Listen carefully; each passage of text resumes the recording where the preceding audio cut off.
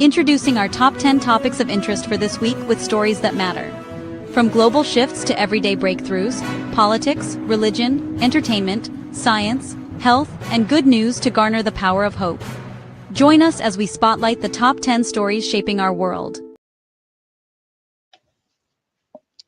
And hello, and welcome to Top 10 Newsworthy Topics for the first week of December, the last month of the year. So I'm trying something a little different, and I hope that you will entertain me and just let me know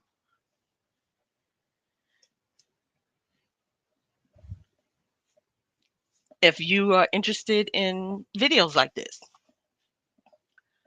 Okay, so we are going to start off with our first topic. And let me see, can I put the, let me see, can I put the invite in case anyone wants to come up? Present or invite? Okay, invite. I'm going to pin it in the comments. Let me see, do I know how to pin? This is on YouTube.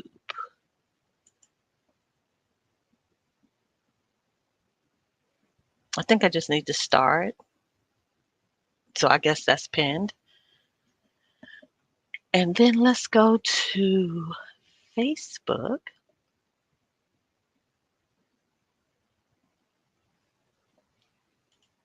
Let's go to Facebook.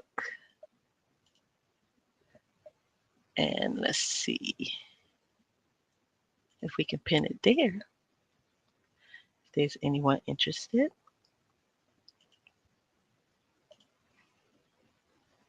That is in the comments.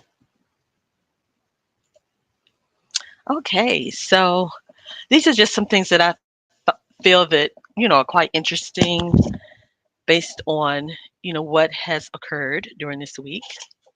Trying to be consistent. Since it's Friday night, most of us will not have to wake up early tomorrow. I feel that this is a great time to kind of have a little discussion and see what's going on. So the first thing we're going to talk about is politics. Hawaii's AI Satire Law is challenged. AI satire faces the courtroom. So it's free speech versus election integrity. So what is the lesson here? We're going to talk about what the lessons are, and for each topic, we're going to have a reflection, and you are more than welcome to come up and share how you feel about this. So, technology actually forces us to rethink constitutional rights. Innovation does kind of outpace the law, and free speech must evolve to protect both truth and creativity.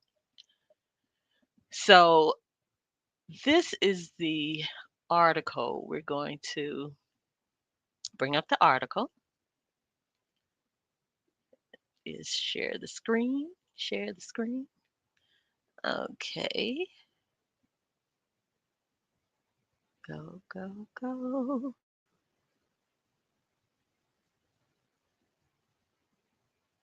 Okay, where's my one about do.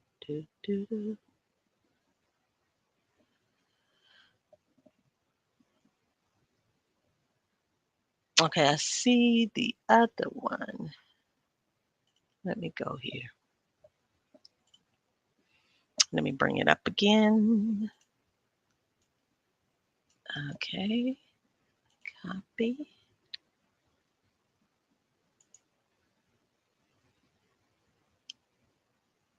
Okay, I found it. Okay, so let's go. And everything that we share It's for educational purposes and fair use. Okay?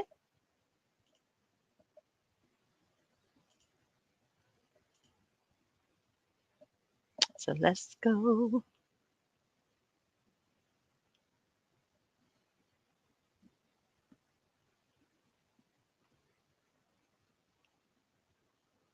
Let me see. Is this the one? Nope, that's not it. Okay, I'm going to read it because for some reason it's not popping up. But what it is the article that I'm referring to is under the Alliance Defending Freedom, and it's the Babylon Bee Files lawsuit challenging anti-free speech law in Hawaii. So basically, the Babylon Bee is a tagline that says fake news you can trust. Okay, so when the present and then prior president coined the phrase fake news in 2016, he, of course, was talking about satire. Okay. But websites that create these false headlines for comedic effect, they have been around for like ever before the internet. So satire itself is as old as the written word. So the lawsuit says Hawaii recently enacted a new law, S 2687, that imposes criminal and civil penalties for posting digitally modified content that risks harming the reputation or electoral prospects of a candidate in an election or changing the voting behavior of voters in an election. So the broad and vague language of this law means that you could face lawsuits, damages, fines, and yes, even jail time for posting political memes or social media. This is a law that was passed in Hawaii. The law was passed July 2024 and is effective February the 2nd, 2026 until November 3rd, 2026. During state elections and midterm races. So it's has a short span of being effective.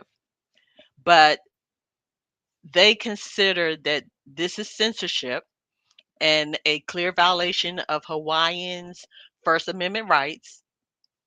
So websites like the Babylon Bee would actually be forced to censor themselves or place disclaimers on many of their stories, which they feel would be ruining the joke that they're trying to make. So not only, but allowing government officials and people who dislike their views to run to court and sue for posting memes, criticizing politicians. It will chill speech, but sometimes the process is its own penalty. Laws like Hawaii's aren't about protecting the truth, they're about protecting politicians from criticisms. And that this is what the Babylon Bee feels is this law is doing. So the Babylon Bee has challenged the anti-free speech law in court. They're saying we're used to getting pulled over by the joke police. This is quote from the CEO, Seth Dillon. In 2024, the Bee challenged two California laws that similarly ban certain political speech online. Both of these laws were passed after California Governor Gavin Newsom posted on social media that a parody video of then Democratic nominee Vice President Kamala Harris should be illegal. Now, we know that everything has gone wild. Everything is topsy turvy right now because we know that there are a lot of AI videos that that the person that's in the White House have put out there, have reposted, and now even, Gavin Newsom is in the mix doing it, because he's going head to head, shot for shot. So what really are we talking about right here? Because now all of this seems to be out the window because it's so much satire, memes going on. You know, are you going to be able to capture all of it and go after everyone, especially when there are two leaders? Well, there's more than two leaders that are posting these things now. So the reflection is, how do we balance truth and creativity in political discourse? Are we using our platforms to clarify truth or distort it for entertainment or influence? So that's something to really think about. And like I stated, I mean, we got a lot going on with this type of situation. So that is the reflection. Can we balance this? Is it curtailing free speech when someone criticizes someone else in a satire kind of way? Are jokes going too far? Is satire going too far? Those are the questions. But then I can also say, because some of the satire and quote unquote fake news,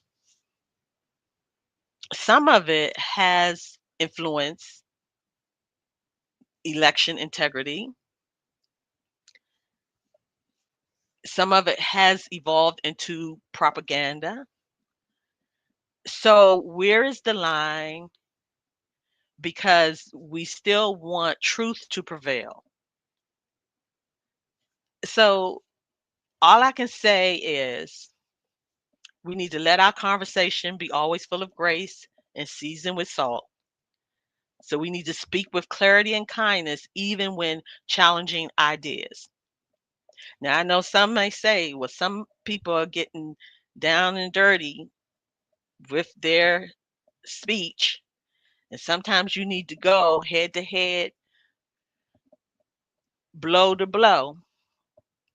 And I'll just say sometimes you need to be wise as a serpent and harmless as a dove. So let's go on to the next thing. Okay, so now the Gallup poll, red and blue speech bubbles are clashing, and Americans warn political words are fueling real world violence. And this is true.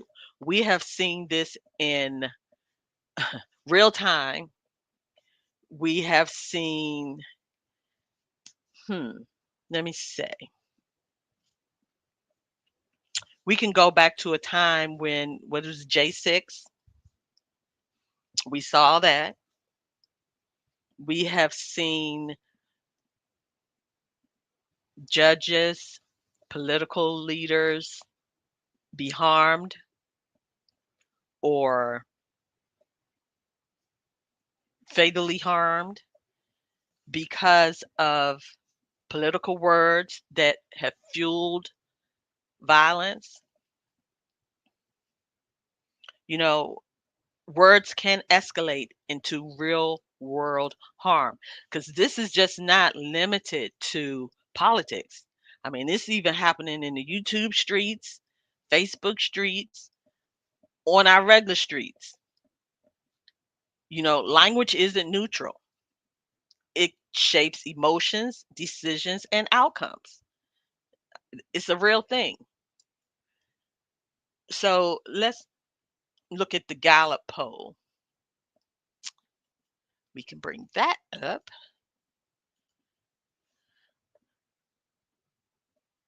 Okay. Here it is. Okay, so basically, what we're seeing here is where the Gallup Poll, more Americans say political rhetoric has gone too far. Now, it's interesting. It's saying 69% say Republicans and 60% say Democrats' inflammatory criticism of opponents have gone too far.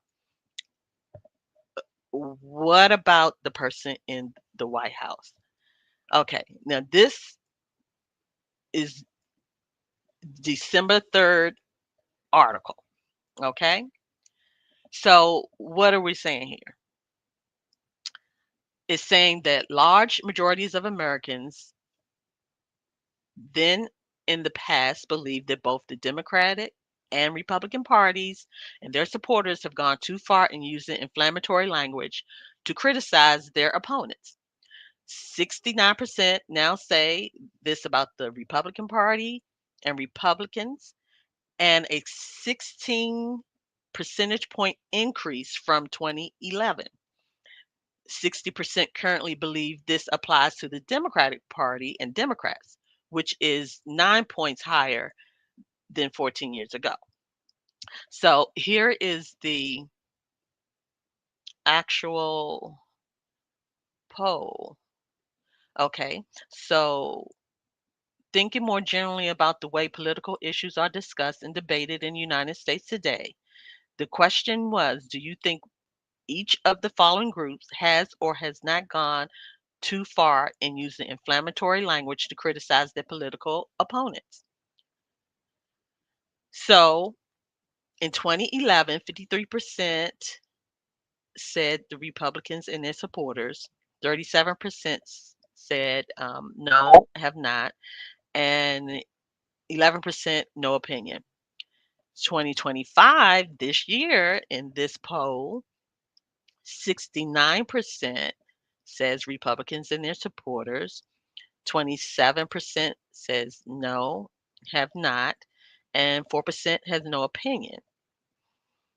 Now in 2011, 51% said the Democrats and their supporters, 39% said no, 11% said no opinion.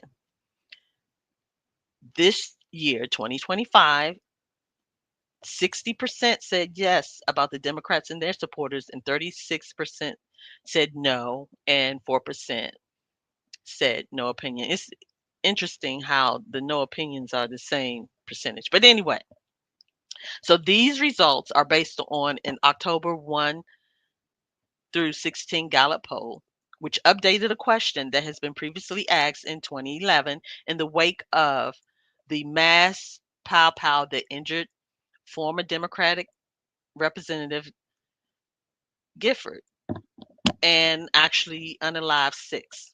So this latest poll was conducted shortly after Republican activist Kirk was unalived during an appearance at a Utah college and follows 2 unalivings attempts okay, on the White House. So Republicans and Democrats are now nearly unanimously believing the other party has gone too far with its rhetoric and are much more likely to think this now than in 2011. So, in contrast, partisans are disciplined to believe their own party has gone too far with its rhetoric and are no more likely now in 2011 to hold this view. So, the thing is, the changes in views of whether rhetoric has gone too far. Well, you can see that the image, the data right there. So let's talk about the spread of extremist views online has been blamed for most of political violence. Extremist views, propaganda, all of that. And, we have all these apps, platforms that's constantly providing information, whether it's truth or fake news, is constantly coming, you know? So, like they're stating, there was this separate question which was measured in the Gallup panel web survey, again asking Americans how much they blame each of 7 possible factors for recent political violence in the US. So slightly less than 2/3, 64%, assign a great deal of blame to prominent politicians or political commentators' inflammatory language. And that's a mouthful within itself. So 45% of US adults believe easy access to Pow Pows is highly blameworthy, while less than 1/3 say the same of drug use, insufficient security in public buildings, or violence in video games, movies, or music lyrics. And still, at least half of Americans see each of the 7 possible reasons to blame either a great deal or a fair amount. So they believe the spread of extremist viewpoints in the internet, inflammatory language from prominent politicians or political commentators, failure of the mental health system to identify individuals who are a danger to others, easy access to Pow Pows, drug use, insufficient security in public buildings, violence in movies, video games, and music lyrics. But the number one at the top is the spread of extremist viewpoints on the internet. So partisans are generally in agreement about the major causes of political violence, which means it doesn't matter which side, which color, blue, red, which side of the aisle you on. It appears that we are in agreement about the major causes of political violence. So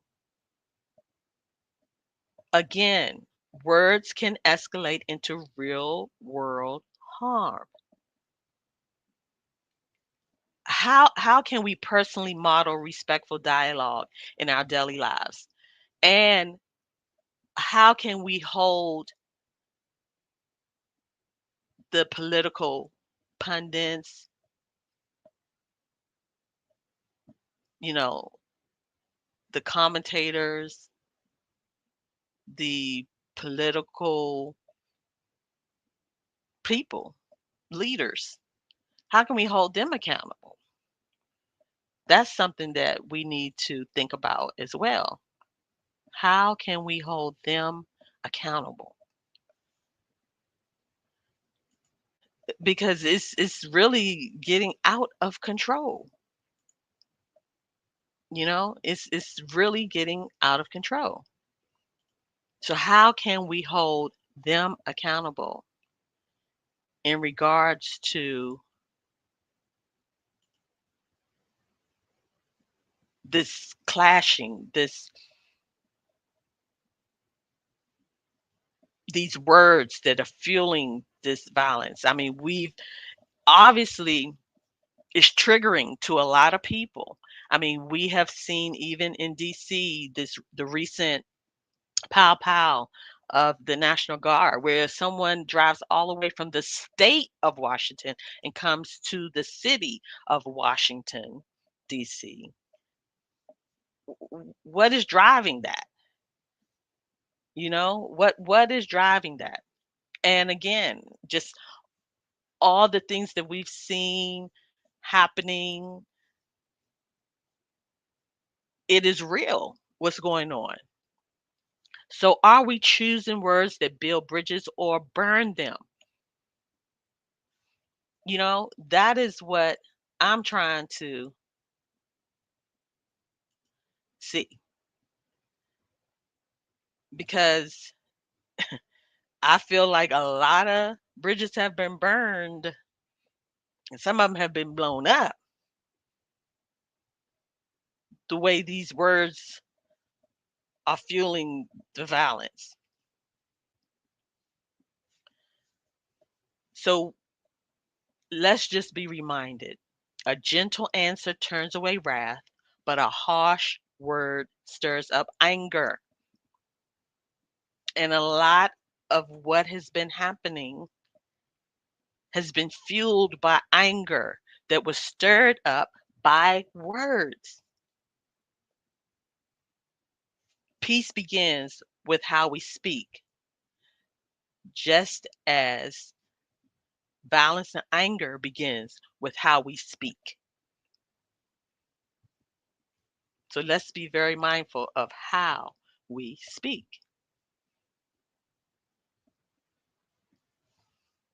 Okay, let's go to the next topic, religion. What do we have under religion? The Johnson Amendment case in Texas. What is that about? Churches are pushing back. Should pulpits endorse candidates? Because, primarily churches are 501c3 nonprofits where they're supposed to be, they're not supposed to be biased. They're supposed to be partisan, not on one side or the other. Of course, they're going to be or should be involved in community issues, justice, truth, fighting for the little man, serving the community. But the question has been, should pulpits endorse candidates? It's saying freedom of speech versus separation of church and state. This is where faith and democracy sometimes collide, and boundaries must be navigated with wisdom. So let's see what this is all about. Okay.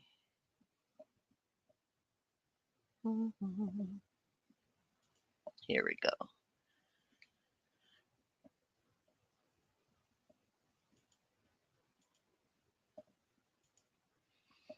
Okay, so upholding the Johnson Amendment.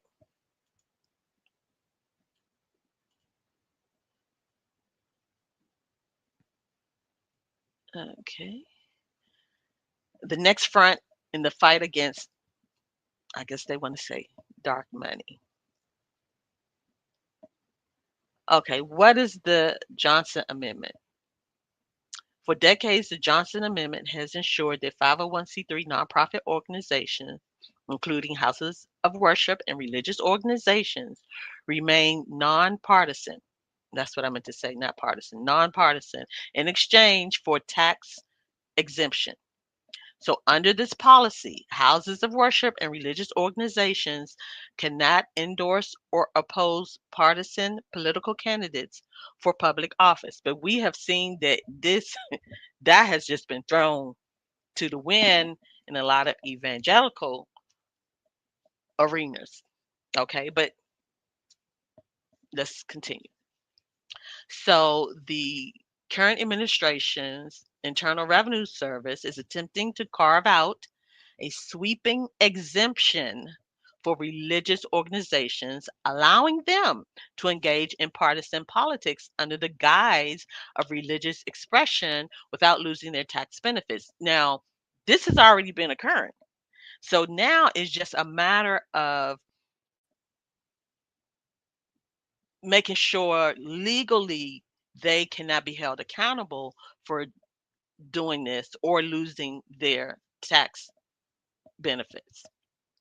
So if this is successful, this effort would have the unintended consequence of opening the floodgates to the creation of a new class of some dark money groups, even though a lot of it has already been done under the table, but now it would just be out in the open. But really, some of it is already out in the open, but it would be more so out in the open.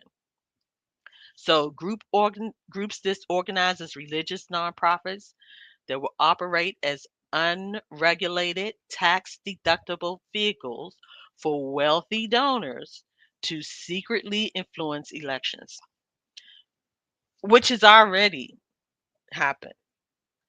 Um, and we know some of the organizations that have been in the forefront of this. Now, why could this possibly be a problem? This would fundamentally alter the landscape of campaign finance, eroding transparency and public trust in our democratic institutions.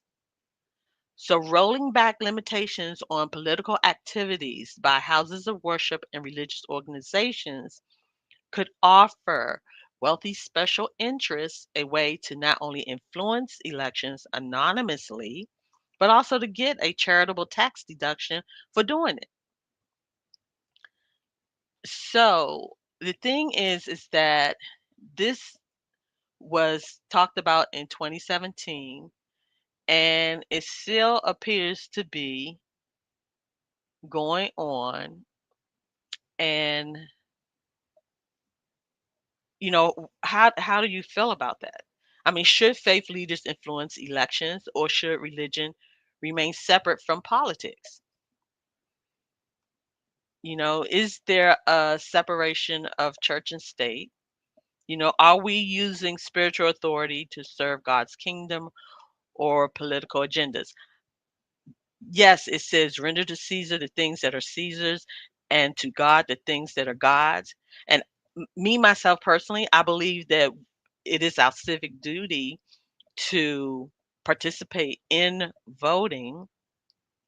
Um, I believe that issues that affect communities and even the communities within the church, I do believe that they can be addressed, um, and to give solutions to church communities.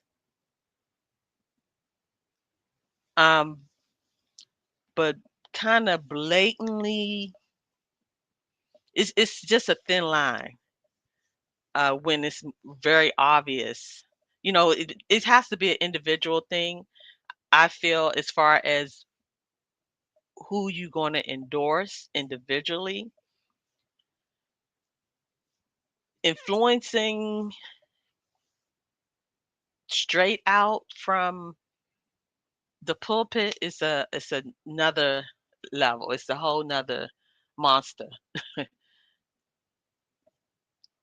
But the thing, but the bottom line is discernment is key in honoring both civic duty and your divine calling.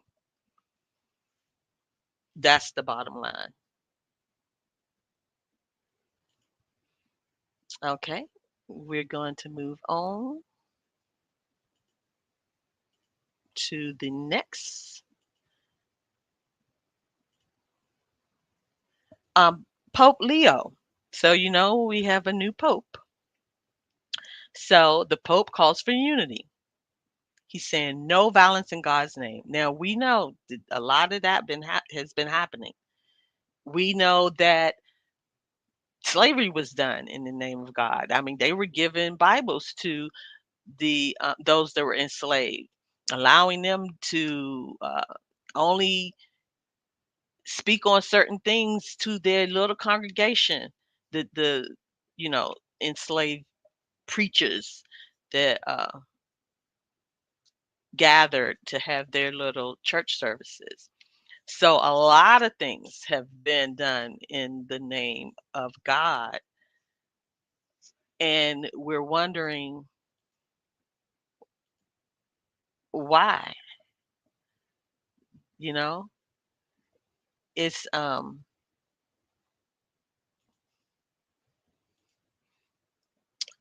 Pope Leo is saying no, it needs to stop. And he's saying it needs to stop now.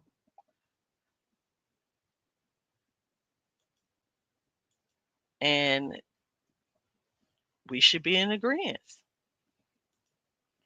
The Pope at Mass, he said, disarm our hearts to bring peace injustice, and he was talking about in Lebanon. And this was December the 2nd. So on the last day of his apostolic journey to Lebanon, he presided at a mass for thousands of Lebanese faithful, and the Pope expressed his gratitude for the joyful welcome he received in Lebanon, thanking God for allowing him to make this visit. And despite the difficult situations many people face in their daily lives, he said Christians must always cultivate an attitude of praise and gratitude. And I've been trying to cultivate that throughout this year, and especially this last 2 months. But the Pope marveled at the beauty of Lebanon, and he added, the beauty of your country is also overshadowed by the many problems that afflict you, the fragile and often unstable political context, the dramatic economic crisis that weighs heavily upon you, and the violence and conflicts that have reawakened ancient fears. Oh my goodness. Now he's in Lebanon, but I declare this sounds like the United States of the Americas. It sounds like the USA to me. So amid these worries and issues, we can let disillusionment overcome our gratitude and uncertainty overwhelm our hope. Now, this is a message to the USA as well, really to the world. But I'm telling you, here in Lebanon, but this is for us as well. He said, the word of the Lord, however, invites us to find the small shining lights in the heart of the night, both to open ourselves to gratitude and to spur us on to a common commitment for the sake of this land. The kingdom of God, he recalled, is described by the prophet Isaiah as a small branch sprouting from a trunk, representing a small sign of hope that promises rebirth amid death. It is also an indication for us so that we may have eyes capable of recognizing the smallness of the shoot that emerges and grows even in the midst of a painful period. This is a word, y'all. Catch hold to it, catch hold to it. Even now, said the Pope, small lights begin to shine in Lebanon's night. Small lights begin to shine in the USA, and the American people's sincere and genuine faith rooted in our families and nourished by our, I'm going to say, by our belief and being followers of Jesus. That's what's going to help us, because there are a lot of people calling themselves Christians, but they are not true believers and followers of Jesus Christ, because the things that they do, their actions speak louder than their words, and their actions are showing who they truly are. So this is definitely a word for us. You hear me? It says the beauty of your country, the beauty of our country is also overshadowed by the many problems that afflict us, the fragile and often unstable political context, the dramatic economic crisis that weighs heavily upon us, and the violence and conflicts that have reawakened ancient fears. Amid these worries and issues, we can let disillusionment overcome our gratitude and uncertainty overcome our hope. But we got to let our light shine. You know, religious or leadership, our spiritual leaders, they can foster reconciliation, but it also has to start within us as well. Faith can be a bridge when leaders choose peace over division. Faith can be a bridge when we choose peace over division. So our reflection tonight is, how can we practice peace in our own communities? Are we reconciling with others or holding on to offense? Because it is written, blessed are the peacemakers, for they shall be called children of God. Peace is a true divine calling, not just a social goal. It is truly a calling. So when you got your call, did you answer? That is the question. But yeah, that message is definitely for us as well. Now let's go to entertainment. A little bit on the lighter side. Retro neon TV screen with play button, which is Netflix. Now, I have only seen Stranger Things a couple of times. The one that really stuck in my head, I don't know who watches Stranger Things, but the finale is coming forth. The one that really stuck in my head was when the girl went to her friend's house for dinner and she bought the pie, and I kept thinking of Eat the Cake anime, but she kept on saying eat the pie, and everybody around the table was eating the pie, and of course she didn't eat it, but the girl that she wanted to eat the pie kept saying, no, I don't want to be fat, I gotta watch my diet, blah blah blah. But her family, all of them was eating it, and then they just boom boom fell out. That is the one I kept recalling, because she was like, I told you to eat the pie. Well, the finale of that is coming, and I didn't look at too many of the Stranger Things, but the finale is coming. So you all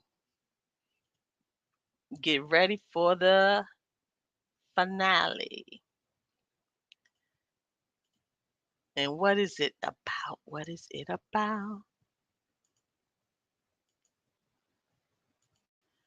The finale. It's saying if you're not ready to say goodbye to Hawkins, you are in luck. The Stranger Things finale will be an epic, super-sized farewell. The runtime of the series' long-awaited last chapter has officially been revealed to be a blockbuster 2 hours and 5 minutes, setting the stage for one last massive journey into the upside. Even though this was the upside downside, all around side type of series. So the finale will have limited fan screenings in like more than 500 theaters across the US and Canada, beginning December the 31st, New Year's Eve at 5 p.m. Pacific time, timed to the finale's global premiere on Netflix at the same time, and run through January 1, 2026. So they have a website for the full list of locations and to learn how you can grab your seat. And then Stranger Things 5, well, Stranger Things 5 kicked off in 1987, but he vanished, his whereabouts and plans unknown. But the first 4 episodes of Stranger Things 5 are streaming now on Netflix, followed by the 3 more episodes on Christmas Day. So if you are into Stranger Things, the finale is going to be big. So don't forget to mark your calendar. Don't forget to mark your calendar. So that was entertainment. I didn't have a lot to say about that. But entertainment reflects collective nostalgia and innovation. What we watch kind of shapes how we remember, dream, and relate. Like I said, some things just stick in your head. And I just kept remembering her saying, eat the pie, eat the pie. And then you think of, and I begin to think of, eat the cake, anime. So, so how does the media we consume shape our worldview? Let's think about that. That is a reflective question. Are we feeding our spirit with hope or with fear and cynicism? Because there's some things that if you keep feeding or don't take a break, because I did have to kind of like take a break with some of this goings on. I did have to kind of like take a break because you could tell when you're about to be overwhelmed and step over from the optimism to the pessimism side. But anyway, so all I can say is just be careful of what you consume, um, because we want to make sure that whatever is true, whatever is noble, that we think on these things.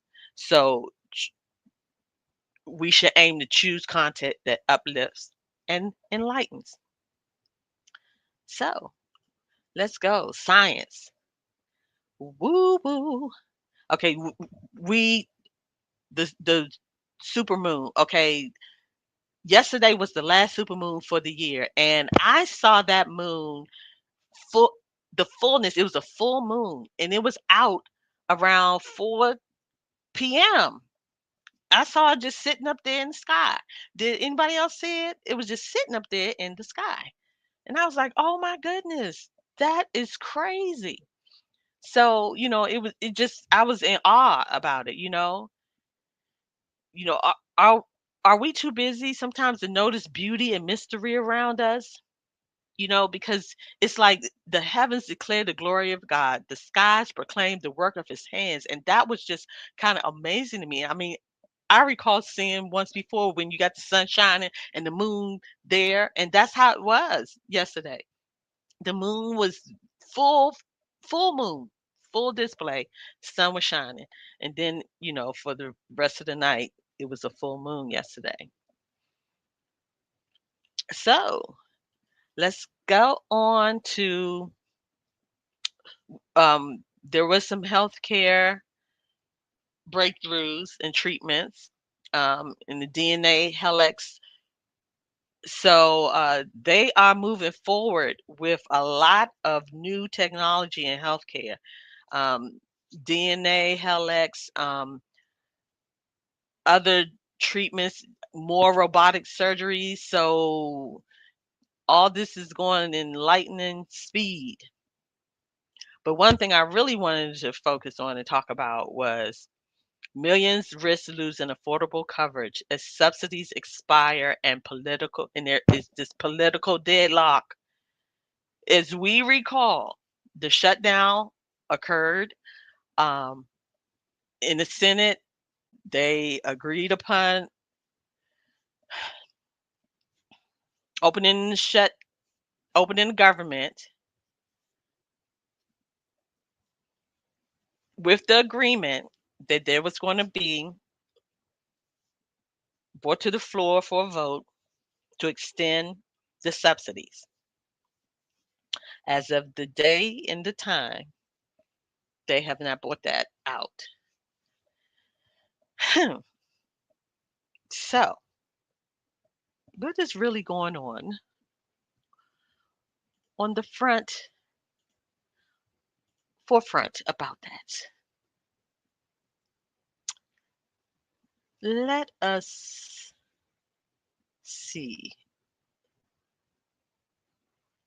about that. Okay, we got, okay, here we go.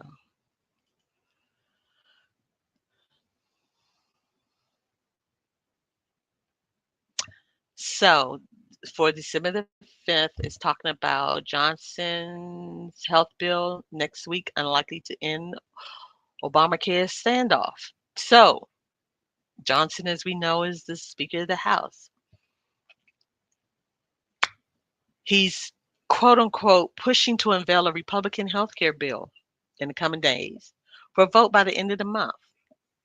Now this is the fifth, okay? But the move, and we have a holiday coming up, but this move they're stating is unlikely to resolve the congressional deadlock over expiring Obamacare subsidies. So what does that really mean? It means that there is a possibility that the subsidies will expire on December the 31st, and people have already begun to receive their astronomically increased premium that is beyond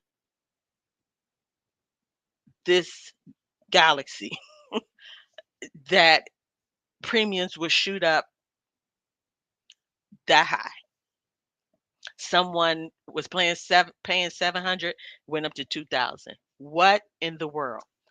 So now health insurance is going to be mortgages. You're going to have to decide. So many are going to lose their insurance because they just won't be able to afford it. And people are saying, well, go to the other market. But you have to remember, a lot of these people, they have this insurance because they have pre-existing conditions. And when you go to the quote unquote other healthcare market and you apply, a lot of times you're going to get rejected because you have pre-existing conditions. They will get rejected. And so where are they in this whole scheme of thing as far as maintaining and having health care when these subsidies actually expire?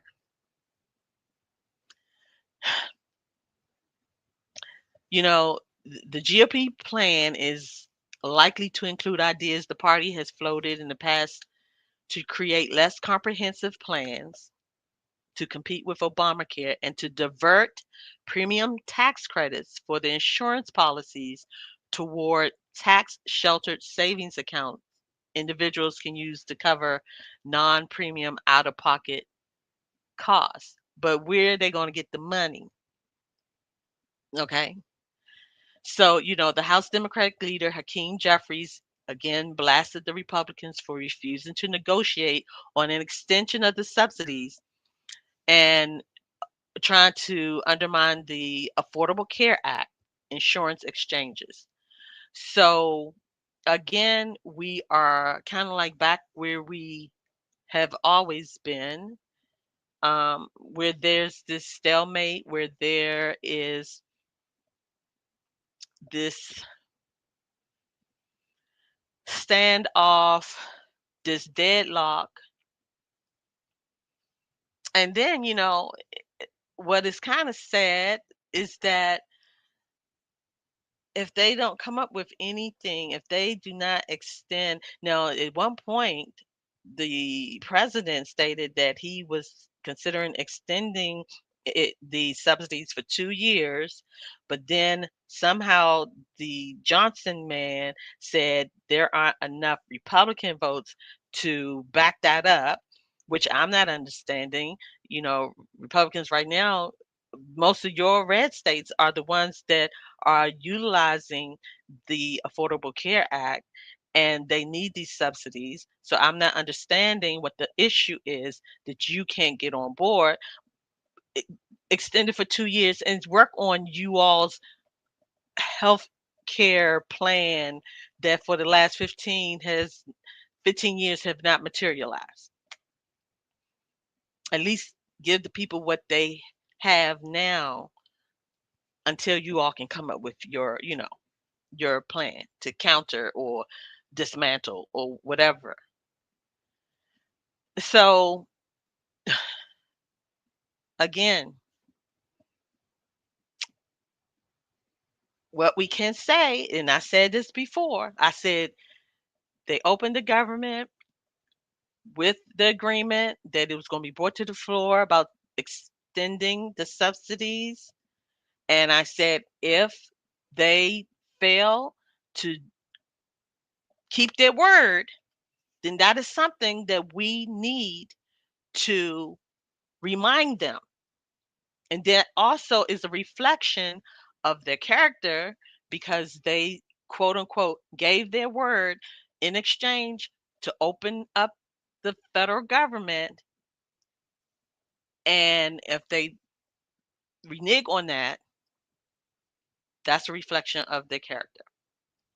So, again, without an extension, more than 20 million Affordable Care Act users are set to see their premiums spike, on average, more than doubling at the beginning of the year. So insurers are set to lose droves of customers expected to go without health care coverage because of the higher cost. So again, we just can hope and pray that a miracle will come from the left, from the right, so that people won't lose their health care. You know, policy decisions directly affect lives, and healthcare is not just a debate, it's a lifeline. You know, our reflection should be, how can we advocate for accessible healthcare? You know, are we silent when others suffer, or do we speak up for justice? And see, that has been my thing. I won't be silent. I just won't. I just can't, you know? And we have to speak up for those who cannot speak for themselves. Defend the rights of the poor and the needy. It- Come on. I mean, that is a proverb, Mr. and Miss Christian. Advocacy is a spiritual responsibility. So, hey, what can we say but pray, pray, pray. Pray in the noonday, pray every day, because this is going to affect a lot of people, kids, children, the elderly, retirees, the widow, you know. So we definitely need to keep all of that in mind. So we're going to end with the good news happiness calendar.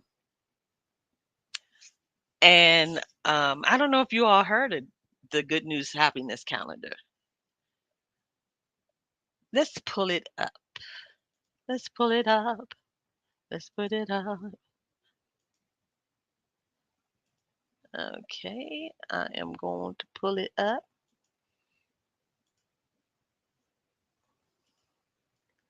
Share the screen, share the screen. Don't be mean, don't be mean. Okay, this is the December 2025 happiness calendar. So this must seek out joy together. So I don't know if anyone wants, let me put this, can I put this, let me share this. I'm gonna put this link in the comments for anyone interested. I hope this can paste. Uh-oh. Let me put this in the comment on Facebook. And so December came in on Monday. Oh, and we had some snow today. But anyway, December came in on Monday, and the challenge was say hello to your neighbors. On Tuesday the 2nd, it says ask more interesting questions. On Wednesday, it said consider what you want in a relationship. On yesterday, it says start your day with gratitude, which is something we should do every day. And today, it says make space for the possibility of forgiveness. Tomorrow, it says slow down and savor the holidays. So I really like this calendar. And, communities worldwide share joy to close the year with hope. That's what we're hoping for. Small acts of kindness ripple outward. Joy is contagious and powerful. It says the joy of the Lord is our strength. Now, reflect on what one action can you take this month to spread joy? Are we waiting to feel joy, or are we choosing to feel it and give it? A cheerful heart is good medicine. Joy heals, and sharing it is a divine gift. So, if each of us takes one step toward empathy and responsibility, sharing love, sharing joy, imagine the world we could build together. So, that is all that I wanted to share today. And I just hope that something said might cause you to share, or cause you to reflect, because it's all about reflection. Next time, I probably won't do like as many topics, because I really didn't plan on being on here for an hour. But it is what it is. It's Friday. I hope you are safe, enjoying yourselves. But again, I hope that you get that calendar and use it every day. This website does one for each month. So I pray that you will definitely utilize it,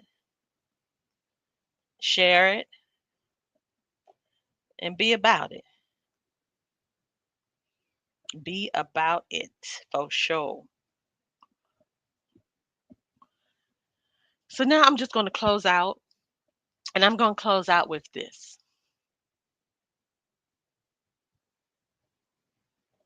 Abba Father, who is the Most High, creator of all, hallowed be thy name. Thy kingdom come on earth as it is in heaven. Give us this day our daily bread. Give it to us daily. And forgive us our trespasses as we forgive those who trespass against us. That forgiveness. Lead us not into temptation, but deliver us from all evil. We come against all evil and replace it with love, power, sound mind. For thine is the kingdom and the power and the glory. We say amen. Amen.